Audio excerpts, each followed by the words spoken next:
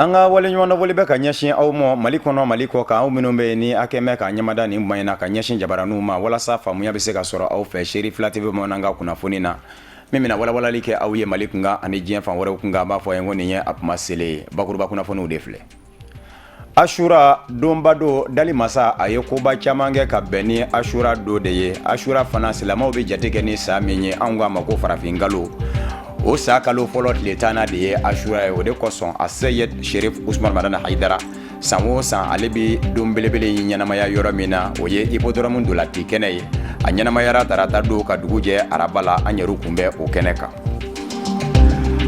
Fɛɛrɛ minnu bɛ se ka sigi sen kan walasa silamɛya diinɛ min dɔn bɛ ni sabali ni ɲɔnganu diinɛ ye ni dɔw n'a bɛ o ta bi k'o kɛ ɲɔgɔnba diinɛ ye u k'a ma ko radicalisme religieux a bɛ se ka kɛlɛ cogo jumɛn a bɛ na cogo jumɛnw na a kan ka kunbɛn cogo minnu na o kɛnɛba dɔ de sigilen don sen kan min bɛna kɛ sababu ye k'an ka jamana cɛncɛn ka na a sigibaw bɛɛ lajɛlen ladɔnniya a taabolo la walasa mɔgɔw bɛ se ka kisi ka bɔ a tɔɔrɔ ma bamanankan kunnafoni na kumabaw ye ninnu de ye minnu ni sɔnni u bɛ walawala aw ye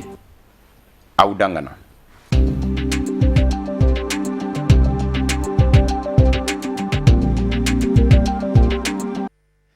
An bɛ sa kalo fɔlɔ tile 10 na o ye Ashura ye an bɛ aw ladɔnniya k'a fɔ Ashura dɔnnibaaw ye a jira k'a fɔ dali masa ye koba caman kɛ ka bɛn ni a ye kɛrɛnkɛrɛnnen ɲɛna Nabila Nuhu don min na ni tufanu ji bɛ na ka diɲɛ halaki ka sabu kɛ a tilelamɔgɔw sɔnkun tɛ a ta mɔ Nabila Nuhu kurunba min ni o sera ka sabati ji sanfɛ ni ka mɔgɔw kisi o kɛra ka bɛn ni Ashura don ye o tɛmɛnen kɔfɛ min ye Seyidina Ibrahima ye Ala teri i ka dɔn k'a fɔ ale fana don min na ni kafiru y'a lajɛ ko u bɛ a jeni kɛrɛnkɛrɛnnen ɲɛna ni o ye Namurudo bon Kanahani ye a y'a ka kisi ka bɔ tasuma tɔɔrɔ ma o fana kɛra ka bɛn ni Ashura don de ye Nabila Musa ale fana min ye a ya Firawuna ye don min na a ko a bɛ tugu a nɔfɛ ka ni a nɔfɛmaw kɛlɛ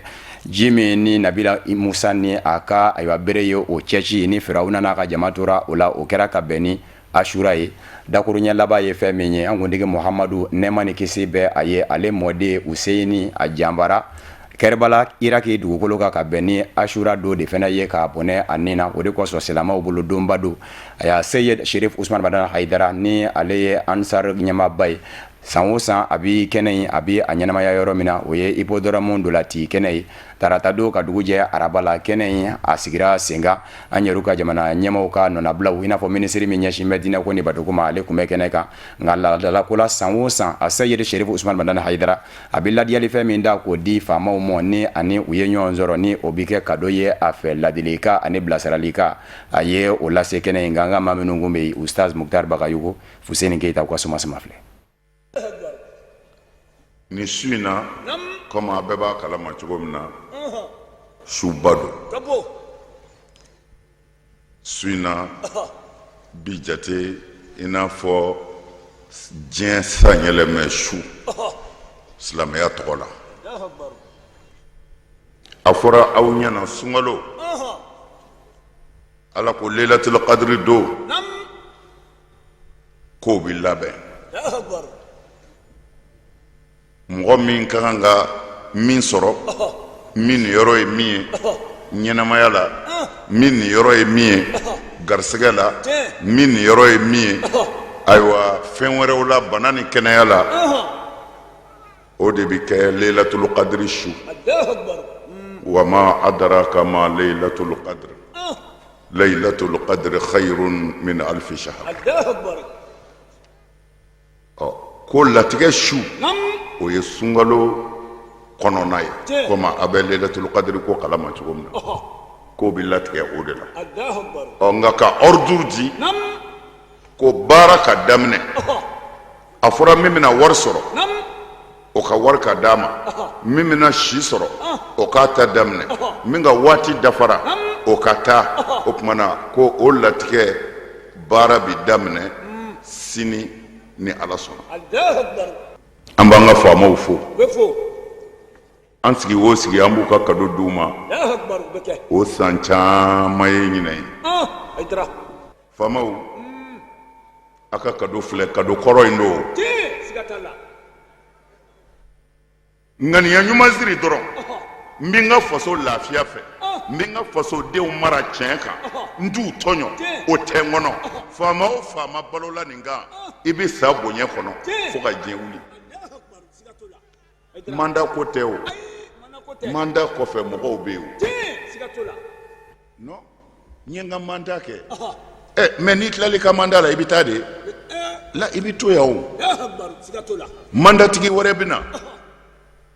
o tuma na i ka manda kɔnɔ i ye baara ɲuman min kɛ faso ye i ye baara ɲuman min kɛ fasodenw ye o de bi fɔ sa fo ka taa se mɔdenw ma i ka manda tɛ au contraire faama kan ka siran a ka manda kɔfɛla de ɲɛ ka tɛmɛ a ka manda kɔnɔna kan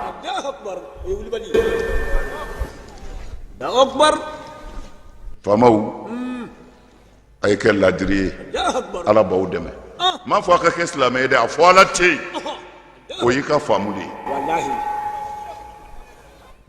hakili ka bɔ anw bolo hakili ka bɔ silamɛya bolo silamɛya ma hakili dɔgɔya fiyewu hakili kɔrɔ ye di ne y'a ye silamɛya de bɛ se ka ne kisi ne donn'o na mais n balimakɛ y'a ye kerecɛnya de bɛ se k'ale kisi ale donn'o na anw ka silamɛya fana kɔnɔ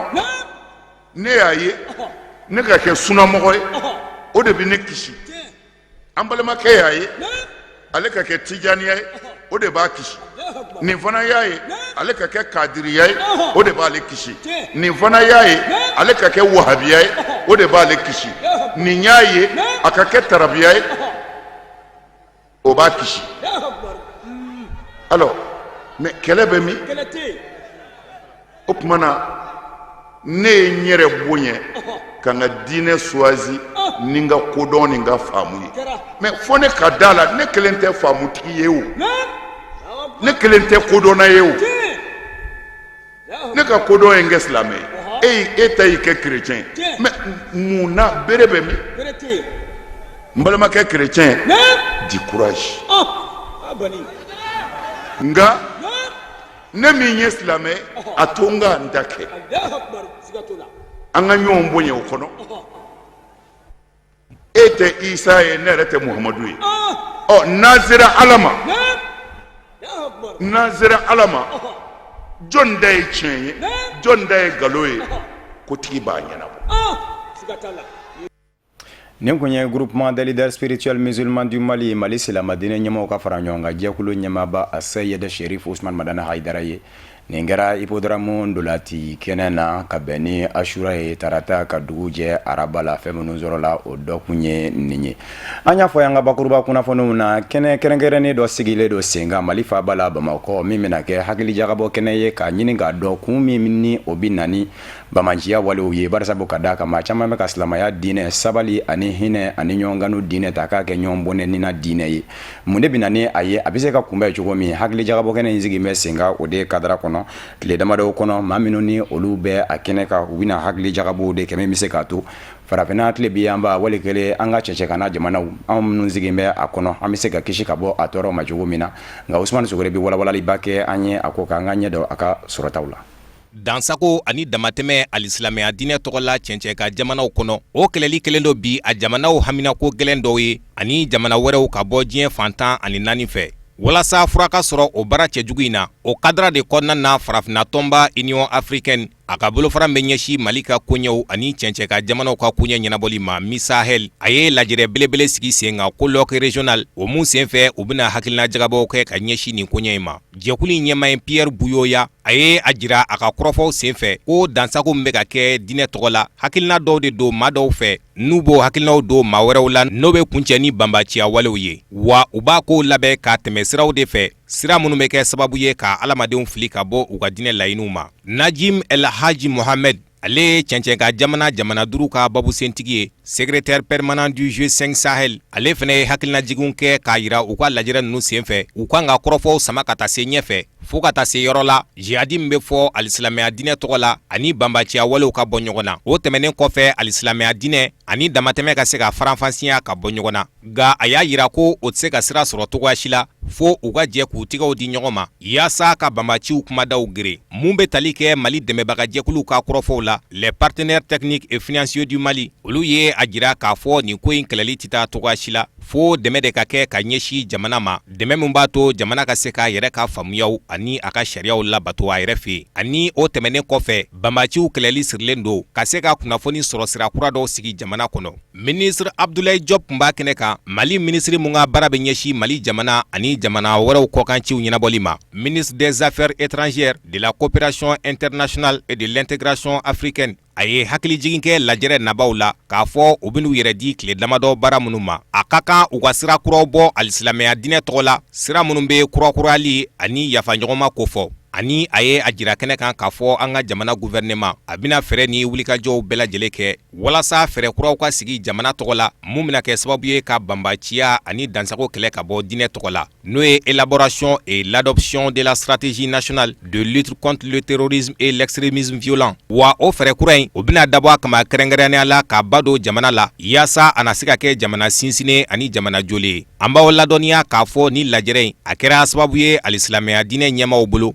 forobatɔ maaw bolo société civile ani Mali dɛmɛbaga jɛkulu partenaires techniques et financiers ka se ka sira kura bɔ mun bena kɛ sababu ye ka banbaciya kɛlɛ an ka jamana lakanabaw ka binaku ka maa minnu bɛ k'o baara dege ni u k'o ma ko stagiaire o maa 10 ani maa 7 ka dɔnta ka wuriyalen don baara min ka surasiya nasara kan o ye furumara ni wɔgɔbɛli ye ka bɔ dugu jukɔrɔ u k'a ma ko déminage maa 17 ninnu ka dɔnta ka wuriyara ni jɛnsɛlɛkɛna ni tɔnba Nations Unies ka dɛmɛ de ye kɛrɛnkɛrɛnnen ɲɛna a bolofara min bɛ yen ni o ɲɛsinnen don furumara ni wɔgɔbɛli ma ka bɔ dugu jukɔrɔ u k'a ma ko service de lutte anti-mine des Nations Unies nka walawalaliba bɛ kɛ an ye a ko kunga ma min fɛ kafunɛ bacili do a ka somasamaw filɛ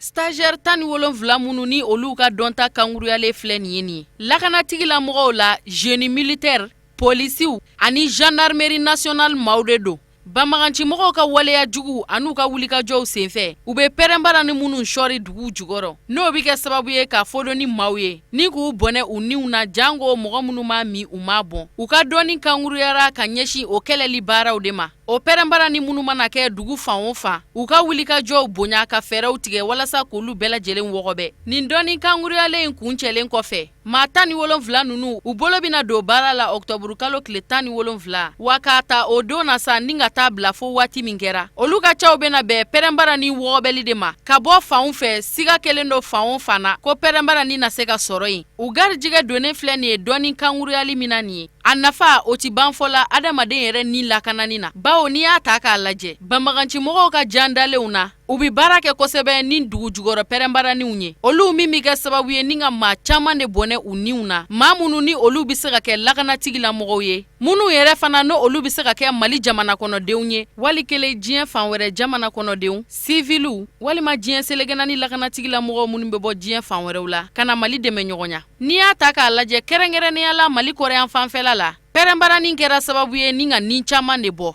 stagiaire maa 17 ninnu u ka dɔɔni kanguruyara kosɛbɛ baara in ɲɛdɔn na ani baara in yɛrɛ bi se ka kɛ cogoya min na ni minɛnw ye o ni o minɛnw fana degera ɲɔgɔn na dɔɔni kanguruyali in senfɛ u ka dɔɔniw kanguruyara Benin jamana kɔnɔ den dɔw de fɛ minnu ye pɛrɛnbarani kɛlɛli baara ɲɛdɔnna ŋanaw ye walasa ka se ka adamadenw ni lakana ka bɔ pɛrɛnbarani masiba ma sorasiya ɲɛmaaba ka nɔnabila min kun bɛ kɛnɛ kan o y'a jira k'a fɔ k'olu jɔyɔrɔ ye fɛn min ye baara in na n'u tɛna salaya o la bada k'o de ye k'u jilaja walasa stagiaire ninnu bɛɛ lajɛlen ka dɔɔniw ka kanguruya hali bi ani ka labana k'u ka baarakɛminɛnw fana di u ma a y'a jira mɔgɔ 17 ninnu na ko dɔɔni kanguruyali min filɛ ka kɛ u kunna nin ye pɛrɛnbara ni kɛlɛli la k'o ka kan ka kɛ sababu ɲuman de ye ka pɛrɛnbara ni jɔrɔ a siranɲɛ a n'a masiba si latunu ka kɛɲɛ ni bi tile kɛlɛkɛminɛn kuraw ye kɛrɛnkɛrɛnnenya la dugu jugɔrɔ pɛrɛnbara ni ninnu Mali jamana fana bi k'a ka cɛsiri baaraw bonya ni kɛlɛkɛcɛ caman labɛnni ye ka kɔn o kɛlɛkɛminɛ ninnu tiɲɛni nɔ ɲɛ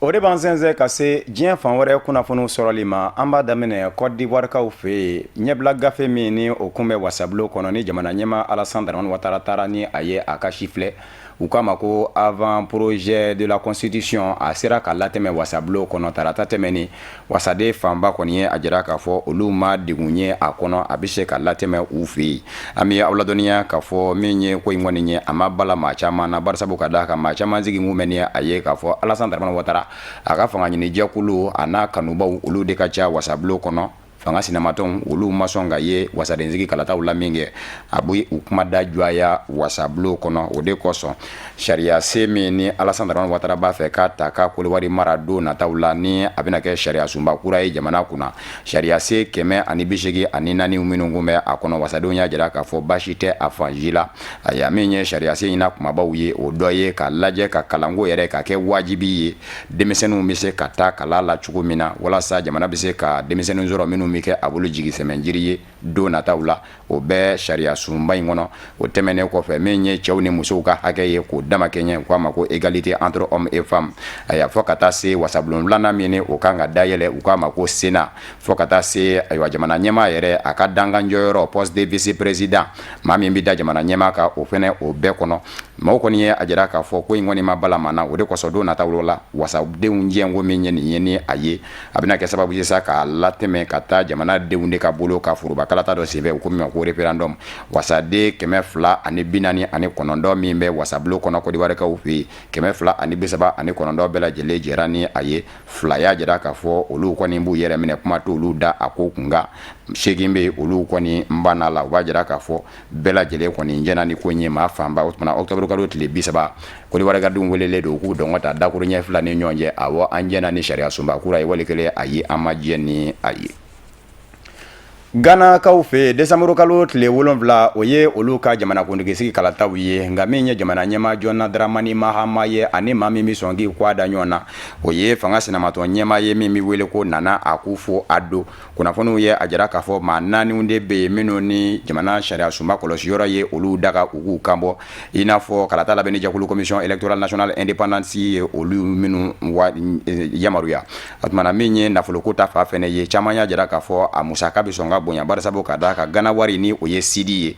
o dalasi ba 50 ɲɔgɔn na fɔ i k'o de bɔ k'o da fɔlɔ ni o ye caution ye walasa a ka daga i ye i k'i kanbɔ ka jamana ɲɛmaaya ɲini fanga sinamatɔ ɲɛmaa dɔw kun y'a jira k'a fɔ ko in musaka bonyana olu ma jɛ ni a ye u kun wulila ka se kiiri binna k'u kan nka kiiribulon dɔ ye kiiri in jalatigɛ ni ka a da koya u la u b'a jira k'a fɔ dalasi 50 sidi ni o ye Ghana wari ye o de bɛ bɔ sa walasa i ka se ka jamana ɲɛmaaya ka a ɲini Nana Akufo-Addo ale ni John Dramani Mahama ni o ye Ghana jamana ɲɛmaa ye olu de ye ko in dankɔrɔbaw ye nka Dramani Mahama ni o ye Ghana jamana ɲɛmaa ye maaw ko a bɛ se k'i jigi da a ka baaraba kelenw ka barisabu ka d'a kan n'i ye Ghana sɔrɔ lajɛ bi o ko fɛn min ma ko croissance ni o ye ɲɛta sira sabatili ye 100 sara la o yɛlɛn bɛ bi fɔ 8 o ka dɔgɔ farafinna jamanaw kɔnɔ nka ni maa min bɛ ɲɔgɔn na ni o ye Nana Akufo-Addo ye o y'a jira k'a fɔ hali n'o y'a sɔrɔla ko croissance yɛlɛlen don ko fɛn dɔw bɛ olu gwɛlɛyalen don ka sabu kɛ taji sugu binna diɲɛ seleke naani sugubaw la a sɔngɔ binna o kɛra sababu ye ka Ghana sɔrɔ sɛbɛkɔrɔ nasi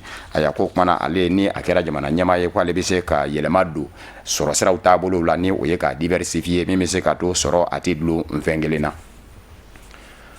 Congo Kinshasa kaw fɛ yen nɔ maa min sugandi bɛ diɲɛ seleke naani tɔnba Nations Unies fɛ k'a kɛ jateminɛ jɛkulu ɲɛmaa ye ale y'a jira k'a fɔ kow bɛ ka taa cogo min na bi ni wulikajɔ ma kɛ joona ka kɔn kow mɔ min ye ɲɔgɔnfaa ye Congo Kinshasa ka denw tɛ kisi a mɔ barisabu ka d'a kan fanga sinamatɔnw ani jamana ɲɛmaayaso fanga ɲini jɛkulu olu tɛ ka se ka ɲɔgɔn kan fɔ a ye a jira a ka dantigɛliw la diɲɛ seleke naani tɔnba Nations Unies ka Conseil de sécurité jamana 15 ɲɛkɔrɔ k'a fɔ bi in na sigikafɔ o bɛɛ lajɛlen kɔni dulonnen don barisabu ka d'a kan sigi bolodara fanw ni ɲɔgɔn cɛ a si ma se ka nɔbɔ wa bi yɛrɛ fanga sinamatɔnw ni jamana ɲɛmɔgɔw u bɛɛ lajɛlen sigi bɛ fɛn min ka sa ka masaranga sɔkɛta la u ni ɲɔgɔn cɛ sigikafɔ kɔni njɔda tɛ a kuraw bilen a ko kumana a b'a ɲini diɲɛ seleke naani tɔnba Nations Unies fɛ u k'a lajɛ ka wuli k'u jɔ u jɔyɔrɔ la joona walasa ko in ka kunbɛn yani a ka taa ka bɛɛ lajɛlen bolo dan an bɛ aw ladɔnniya k'a fɔ jamana ɲɛmaa Joseph Kabila kabini ale kɔni a yera a kɛwalew la k'a fɔ a t'a fɛ ka bɔ fanga na k'a sabu kɛ ɲinanden ye jamanakuntigi kalataw ye a ka manda sera a da la a baara ta kɛmɛ k'i no ka taa bila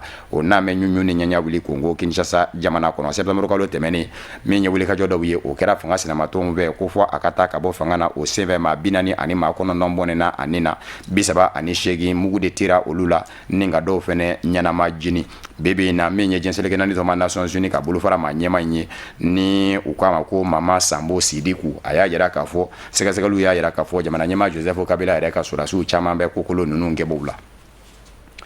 An bɛ aw ladɔnniya k'a fɔ Burundikaw ka jamana ɲɛmayaso Pierre Nkurunziza ani a ka fanga y'a jira k'a fɔ diɲɛseleke naani tɔnba Nations Unies ka hadamadenya hakɛ sabati jɛkulu min bolofara bɛ Burundi jamana kɔnɔ ni bi n'a bɛ ka sɛgɛsɛgɛli kɛ falibaw minnu bɛ ka kɛ kabini don min na Pierre Nkurunziza y'a jira k'a fɔ a bɛ mana sabanan ɲini n'o ma bɛ jamana den fanba mɔ a y'a ko Pierre Nkurunziza n'a nɔfɛmɔgɔw nɔ bɛɛ la u y'a jira k'a fɔ bi na diɲɛseleke naani tɔnba Nations Unies ka hadamadenya hakɛ lapasa jɛkulu bolofara ye min bɛ olu ka jamana kɔnɔ u t'a dɔn bilen dɔgɔkun tɛmɛnen u kun y'a jira yɛrɛ k'a fɔ diɲɛseleke naani setigi jamanaw ka kiiri bulonba Cour pénale internationale olu t'a tɔn de ɲɛ bilen a ka fanga tɛ boli olu ka bilen turu n'an bɛ se diɲɛseleke naani tɔnba Nations Unies ka hadamadenya hakɛ sabati jɛkulu ninnu de mɔ barisabu ka d'a kan n'i y'a ye k'a fɔ u ko k'olu b'u yɛrɛ ta ka bɔ CPI la ninnu maa ninnu de ye sɛgɛsɛgɛli kɛ k'a ye k'a fɔ Pierre Nkurunziza nɔfɛmɔgɔw yɛrɛw de nɔba bɛ mɔgɔw faliba ninnu na o de bɛn dɛ Pierre Nkurunziza ni a ka fanga ma o bilama kɔni y'a jira k'a fɔ maa minnu bɛ tɔn in a baarakɛlaw la Burundi jamana kɔnɔ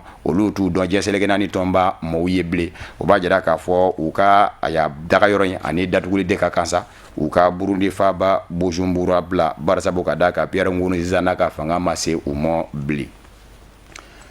Angela Merkel Almaɲikaw ka jamana ɲɛmaamuso minisiri ɲɛmaa don nka u k'a ma ko chancelière ale bɔlen Mali kɔnɔ a y'i kunda Niger kan Niger a taara se Ethiopie k'a ka taama kunjɛ ye ma min na ni a sera yen nɔ minisiri ɲɛmaa ye a bisimila u jɛra ka kuma ɲɔgɔnyaw kɛ ka kunnafonidiw kɛ nka yɔrɔ min bɛ yen ni o kɛra fiɲɛ ye ko kɔni na kuma min na ni Ethiopie maa ɲɛmaaw ye a ɲini a ka taa wasabulon kɔnɔ ka taa dantigɛli kɛ Angela Merkel y'a jira k'a fɔ ale tɛ se ka taa wasabulon kɔnɔ k'a bɛ t'i dantigɛ ka sabu kɛ Ethiopie yɛrɛ n'i y'a lajɛ bi b'a ye k'a fɔ u ko fɛn min ma ko bɛnkanbaga ni o ye démocratie ye k'i b'a ye k'a fɔ a ma labɔli kɛ ale tɛ se k'a faamu cogo si la k'a fɔ wasabulon kɔnɔ wasaden bɛɛ lajɛlen ka kɛ minisiri ɲɛmaa n'a ka fanga kanubaw ye fanga sinamatɔn kelen maa kelen dɛ a kɔnɔ ko o bi kɔnɔ wa ko bɛnkanbaga yɛrɛ kɔni taabolo ɲuman ye fɛn min ye o ye fanga sinamatɔnw ni jamana ɲɛmaayasow de ka jɛ ka to ka ɲɔgɔn wari ka to ka ɲɔgɔn lajɛ girinya nasira ka min bɛ se k'a to dɔ k'a dɔn k'a fɔ filaba bɛ la a bɛ se ka dɔ fara a ka baara ka jamanadenw ye min bɛ se k'a to jamana bɛ se ka lafiya ko nka ko Ethiopie ko o tɛ yen minisiri ɲɛmaa a yɛrɛ ye jɔnwala fɔ k'a fɔ olu kɔni bɛna lajɛ cogo bɛɛ lajɛlen la a y'a min ye ayiwa yɛlɛma ye k'o don jamana a sariya sunba kɔnɔ walasa a y'a sariyaw minnu ni olu ɲɛsinnen don bɛnkan mankan kɔrɔ donni ma o bɛ se ka don ba la ni sariya senkura dɔw sigili ye sen kan Angela Merkel ani ayiwa min ye Ethiopie maa ɲɛmaaw ye u ka jira k'a fɔ u b'u tɛgɛ di ɲɔgɔn ma barisabu ka d'a kan bibi na Ethiopie yɛrɛ kɛmɛ ka mangama jamana ma degunnen dɔw bisimila Ethiopie dugukolo ka kɛrɛnkɛrɛnni ɲɛna minnu ni olu bɛ Eritrea ka sabu kɛ Eritrea fanga o fɛnɛ tɛ ka musalaka kɛ a ka fanga sinamatɔnw ye caman kɛmɛ ka Eritrea bila fanga ka bɔnɛ ɲɛ maa 180 ɲɔgɔn na olu de t'a mɛ bisimila minɛ Ethiopie dugukolo ka u ye bonyamasegin fɛnɛ kɛ ka ɲɛsin Angela Merkel fɛnɛ ma k'a fɔ Europe bɛɛ lajɛlen la ale de kɛmɛ maa ye walikelen a ka jamana de kɛmɛ jamana ye min sera ka tungarange fanba bisimila walikelen mangama jamana ma degunnen fanba bisimila k'u dɔn k'a fɔ u kan ka dɛmɛ ka sabu kɛ maanifinw de don minnu ni dɛmɛ ka kan o bonyamasegin kɛra ka ɲɛsin Angela Merkel ma. An dusukun kami ne bi bamananga kunnafoni kunjɛ ka da tulo kan k'a fɔ minisiri ɲɛmaa kɔrɔ ni o ye professeur Mamadu Dambele ye professeur Mamadu Dambele dabama ka wele sera ale ma walasa i ka se k'ale dɔn i bi yɛlɛ ka taa fɔ a y'a san 1989 labandaw la ka don san 1991 la a y'a ale kɛra minisiri ɲɛmaa ye olu kɔnɔnaw na ye nka mi y'aw ladɔnniya k'a fɔ professeur Mamadu Dambele a kɛra minisiri ɲɛmaa ye dimanche do octobre kalo tile 10 kunnafoniw nana ni a ye k'a fɔ dabama ka wele sera a ma a y'a min ye professeur Mamadu Dambele ye ale ka janajaw o kɛnɛ sigira sen kan a kɛra tarata tɛmɛni a y'a ɲɛru ka mɔgɔw kunbɛn a kɛnɛ kan octobre kalo tile 11 a kɛra Bamakɔkurakaw fɛ yen nɔ kɛrɛnkɛrɛnnenya ka ɲɛsin Bamakɔkura mairie ma walima sigida sabanan mairie ma an ka maa minnu kun bɛ yen o ye Amadu Kamara ani Samba Tarawele ye an ye min sɔrɔ ka bɔ yen o filɛ nin ye.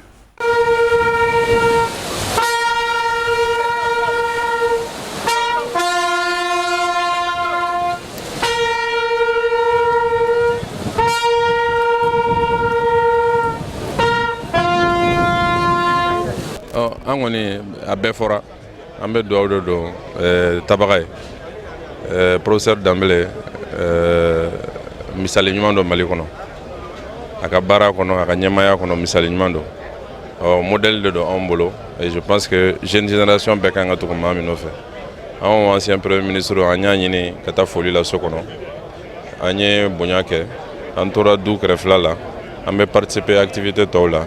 et je pense que min fɔra kɛnɛ kan sisan o bɛ wasa bɔ an bɛ dugawu de don Ala ka hinɛ a la Ala ka yafa ma. Madu Dambele maa ɲuman de tun don an ye Madu Dambele don kabini a ye professeur de médecine ye a ye baara min kɛ jamana nin kɔnɔ bɛɛ b'a dɔn a tɔgɔ ɲuman fɔra bi bɛɛ ɲɛna an y'a dɔn fana cɛ min dɔ a kɛra premier ministre ye waati min o waati tun ka gɛlɛn kosɛbɛ mais Ala n'a ka hakili ɲuman n'a ka cɛsiri a ye fɛn caman ko ɲɛnabɔ o la maa min taara maliden ɲuman de don a b'an ka jamana fɛ a bɛ jamanadenw fɛ o fana kɛra premier ministre a bɔra premier ministre la waati min an ye association min sigi min tɔgɔ ko amicale des anciens premiers ministres a tun ye o mɔgɔba dɔ ye ale de tun bɛ sira yira an na an ka cɛkɔrɔba dɔ a ye sira caman yira an na an tugura o kan fana o tuma mɔgɔ min taara bi an bɛ dugawu k'a ye an bɛ dugawu kɛ a somɔgɔw ye Ala ka hinɛ a la ka yafa k'a ye k'a da yɔrɔ suma a y'an kɔn kiti min na Ala ka nɔgɔya ye.